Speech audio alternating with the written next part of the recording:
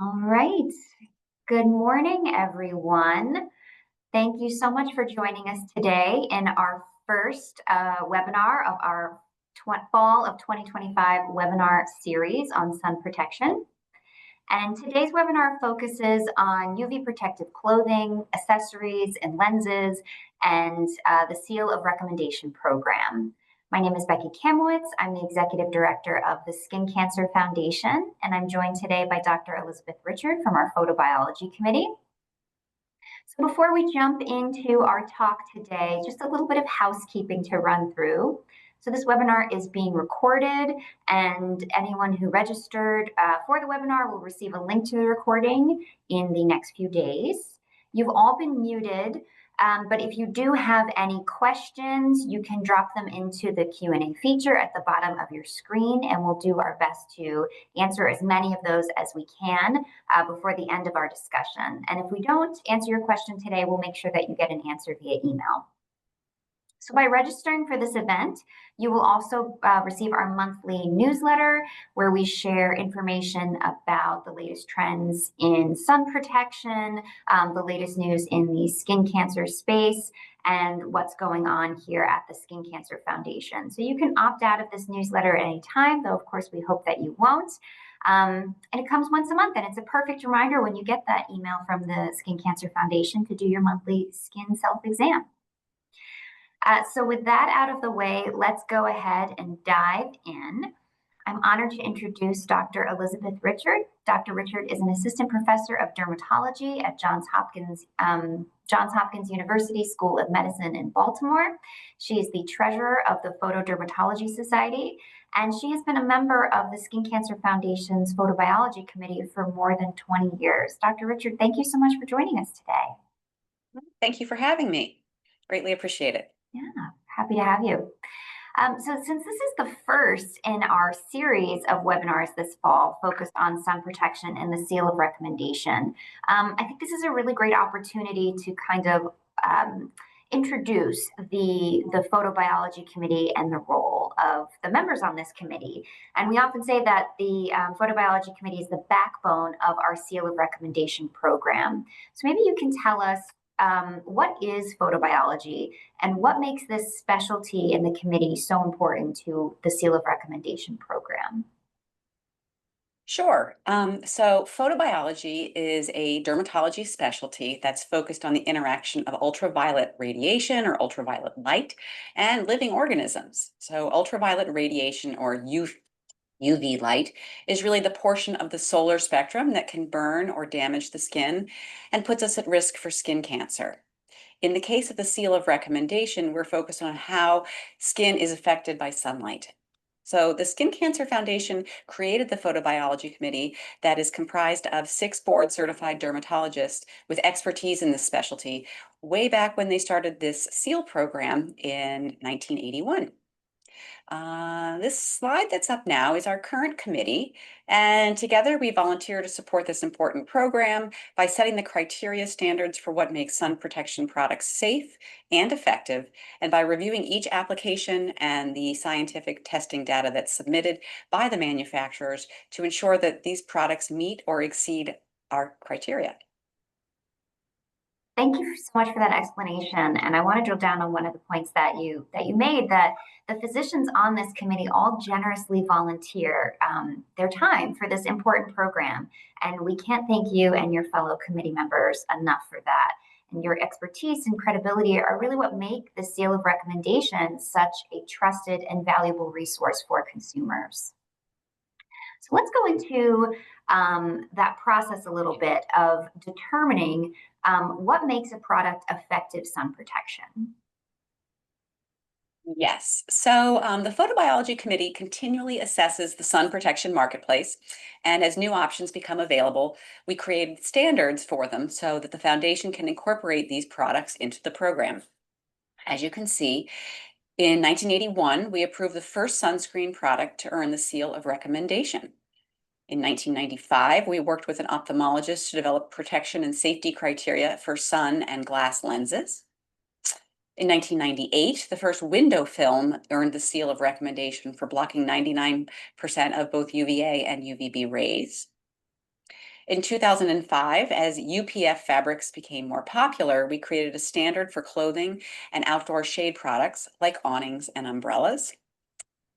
In 2011, understanding the importance of broad spectrum protection in sunscreen, we introduced protection requirements for UVA and split the sunscreens into the program of having two categories, daily use or active. And then earlier this year, we increased the requirements to earn the seal of recommendation for all UPF rated fabrics used in clothing, accessories, and shades from a minimum UPF of 30 to a minimum UPF of 50.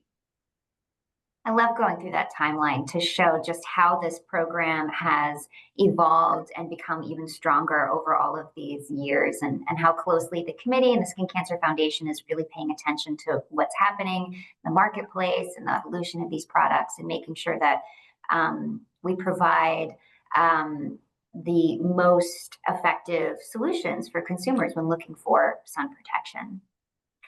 So that last point you made about the seal recommendation for UPF rated fabric using clothing, increasing that UPF from 30 to 50. Why did you make this significant update? Well, the committee's recommendations are grounded in real-world science and medical expertise. So the updated standards have been tested over time and had already been adopted by many in the industry. We also felt that there was a lot of misinformation surrounding sun protection in all categories of protection, and it would be beneficial for the public to have the seal stand for higher protection than other industry standards.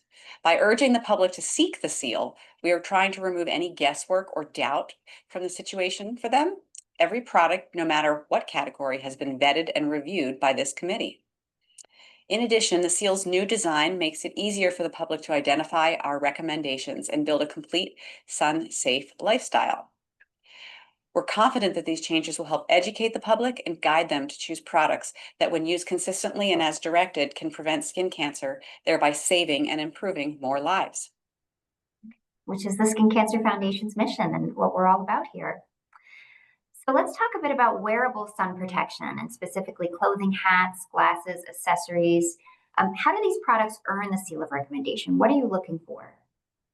Well, for fabrics, we require a minimum UPF of 50, and it's the lightest color in the fabric range, and it's based on testing and reporting standards developed by the American Association of Textile Chemists and Colorists. It's quite a mouthful. It sure is. And for those who may not be as familiar with these topics as you and I, can you talk a little bit about what does UPF mean and how it's different than SPF? Yes, that's a really good question. So UPF stands for ultraviolet protection factor. It's a number that indicates the fraction of the sun's UV rays that can penetrate a fabric. So a shirt that's labeled UPF 50, for example, allows 1/50th of the UV radiation to reach your skin, and that's 2%. So you'll see ratings on the different hang tags. A UPF rating between 30 and 49 is considered very good protection, while a rating of UPF 50 plus is considered excellent. In contrast, SPF stands for sun protection factor, and this is used only for sunscreen products. The number tells you how long the sun's UVB rays would take to redden your skin if you apply the sunscreen exactly as compared with the amount of time if you hadn't applied the sunscreen. So if you use the SPF 30 product properly, it would take you 30 times longer to burn than if you used no sunscreen at all. Really, I think a key distinction between UPF and SPF is that UPF measures protection from UVB and UVA rays, while SPF only is a measure of UVB protection. Very important distinction there. So how do you test for UPF? How does a manufacturer go about testing these products? So manufacturers test their fabrics at independent laboratories. The lab uses a machine called a spectrophotometer or a spectroradiometer to measure the amount of light that can pass through a fabric. The test on the lightest shade or the raw material would allow the most of this amount of light to pass through. Typically, they test each fabric both wet and dry, real world use situations. And sometimes they put the fabrics through even more real world use situations, tumble them with rocks for a period of time, and test them again to see how wear and tear would ultimately affect the UPF rating. Ultimately, the different fabrics are tested several times. The UPF ratings from each test are averaged together to derive the UPF measurement that you see on the label. Quite a process.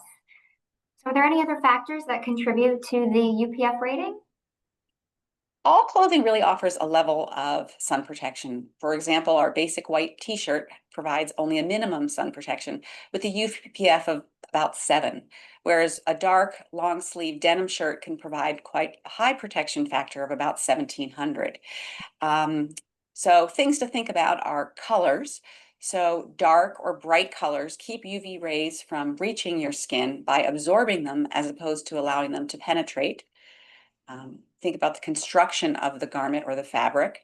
So densely woven cloth like denim or canvas or wool or some synthetic fibers is more protective than sheer, loose, or thinly woven cloth, say like a linen.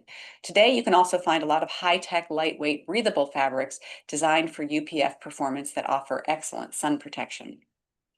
So going along with construction, think about the content. The composition of the fabric is also very important. Unbleached cotton fabric, for example, contains natural ligands, which act as UV absorbers. Shiny polyester and even lightweight satiny silks can be protective because they can reflect the radiation of the sun. And high-tech fabrics can be treated with chemical UV absorbers or dyes that can prevent penetration of the UV rays. And also when we think about the fit of the clothes, loose fitting apparel tends to protect a little bit better than tight fitting apparel because the tighter clothing obviously is stretched and the fibers pull away, and that can allow more UV light to pass through. An important thing to think about is the UPF rating and the seal of recommendations are really only for the fabric itself. In some countries, UPF ratings include the actual amount of physical coverage that the garment provides, but not in the United States. At the Skin Cancer Foundation, we recommend the fabric itself and explain that the fabric is protective, but obviously it only protects the area that is covered by the garment. We don't approve or disapprove of different styles of clothing. When we think about hats, we recommend hats that are made of tightly woven fabric with a UPF rating of 50.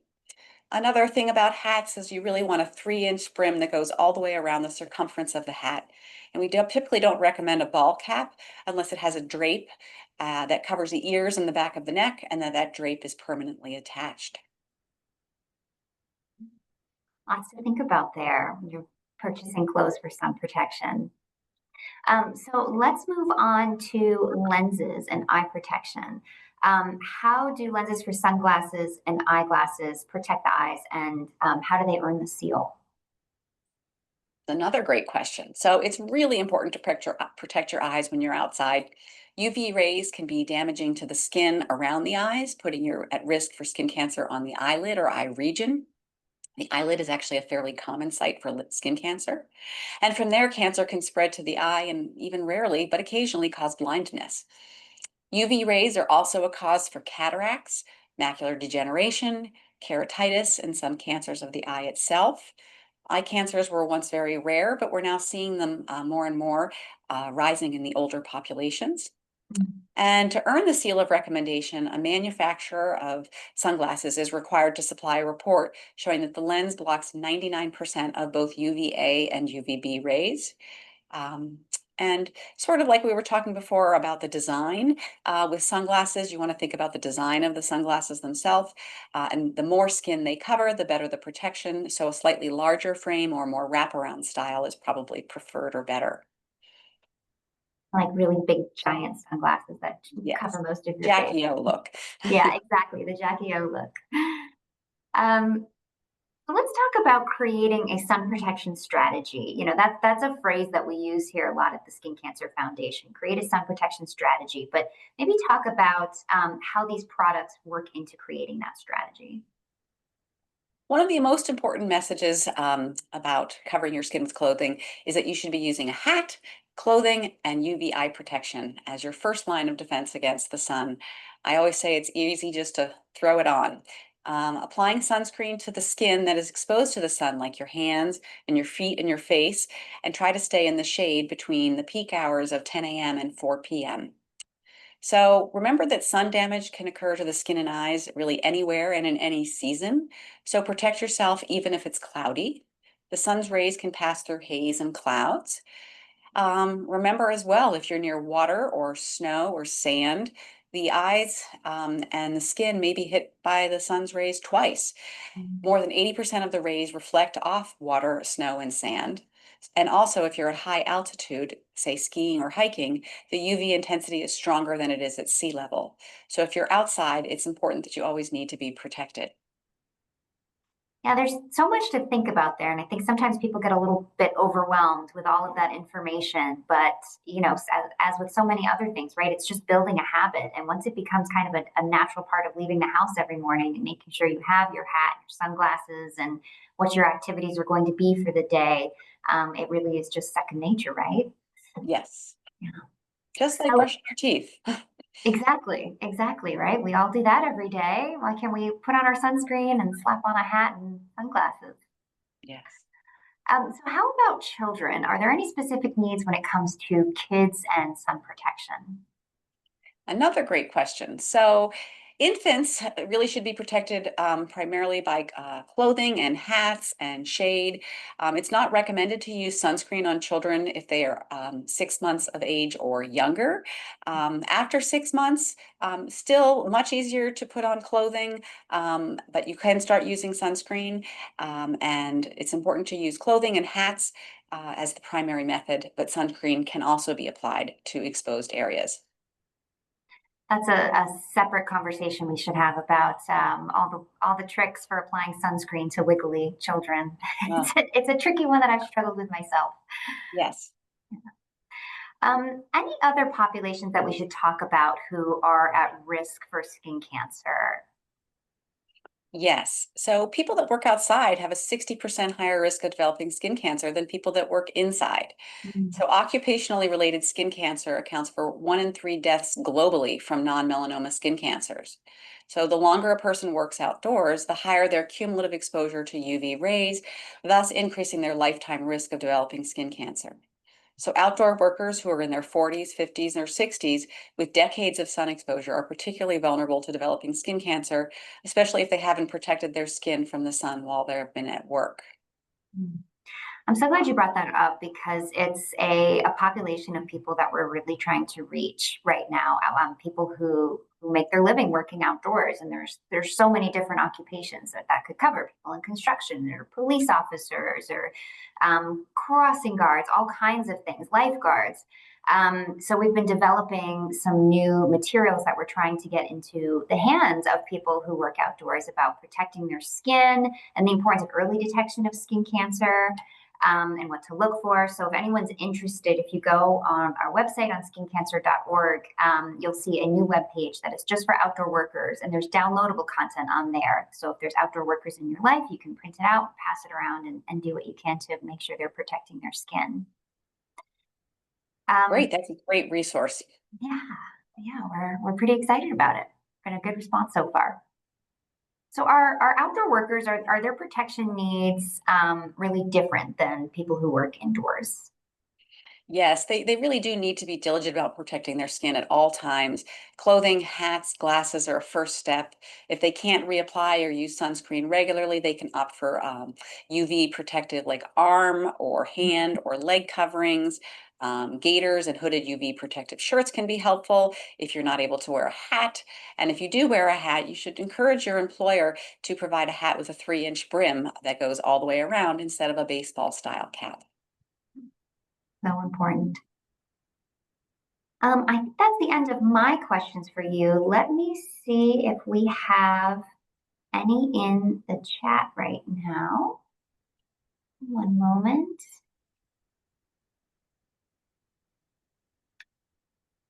So here's one. I've seen the seal of recommendation appear on tank tops. How is that possible? Because they don't cover a lot of skin. That's a great question. It gets back to here in the States, we're really putting the seal of approval on the fabric itself, not the use of the fabric. So, yes, you can have a bikini, which doesn't cover much at all, that is using fabric that has been tested and approved. But it's still important to use then sunscreen or perhaps seek shade and other sun protective methods as part of the whole all-around package. So it's not really that we're putting the stamp on the tank top itself, it's the fabric. That's an important distinction to remember. Absolutely. And you often see the seal of recommendation for fabrics. You'll see that it says recommended as an effective UV protectant for covered areas only, just for that purpose. So we do want everybody to be cognizant of that. Yes. Here's a question about blue light, which we didn't talk about, but we do occasionally get questions about this. What is blue light and how do we protect ourselves against it? So blue light, it seems to have gotten a lot of, I assume we're talking about the blue light that is coming from our lovely screens that surround us every day. It can affect our circadian rhythm, is my understanding. And we're learning actually more about visible light and its effect on photo aging and pigmentation across all skin types, from light skin to darker skin. And so I think there's a lot more that we're going to learn about the photomodulation of visible light, which includes blue light, obviously, and what it can do in both case of blue light affecting our circadian rhythms and the full visible light spectrum and what it does in terms of photo aging and pigmentation. So yes, which is another thing is that the clothing definitely will do a better job than sunscreens in terms of protecting against visible light. So once again, put on a t-shirt, put on a UPF protected rash guard and call it a day. There you go. All right, much more to come on blue light. Let's see. How long does it take a product to earn the seal? So this is one I can answer from kind of the administration aspect. It takes the Skin Cancer Foundation about 2 months to process a seal of recommendation application. We have a program manager here who works with the manufacturer of the product to make sure that their application is in order, all the testing data is provided, and then we pass that application on to Dr. Richard and her colleagues on the photobiology committee to review. So it's a bit of a process, and we do that to make sure that everything is above board and we can be really confident when bestowing the seal of recommendation on a product. Let's see. Where can I find out which products are recommended by the Skin Cancer Foundation?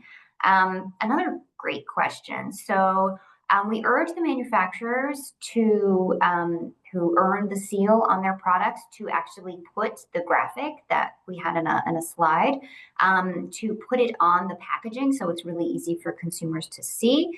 So you should be able to find our recommendations in most retailers by actually looking for that seal. But we know that sometimes there are package constraints. Maybe there's not room for it. So you can search for products that have earned our seal of recommendation by visiting our website, skincancer.org. Just click on recommended products at the top of the homepage. And we have an interactive product finder, which is really cool, that we're updating all the time.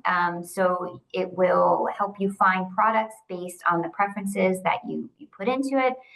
Or you can actually just scroll to the bottom if you just want to look for a list of every product that's earned our seal.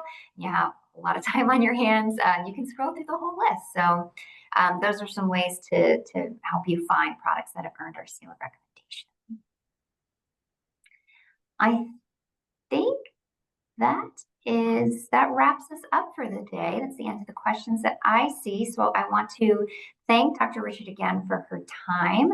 And I want to thank all of you for joining us today. We hope you found this informative and helpful.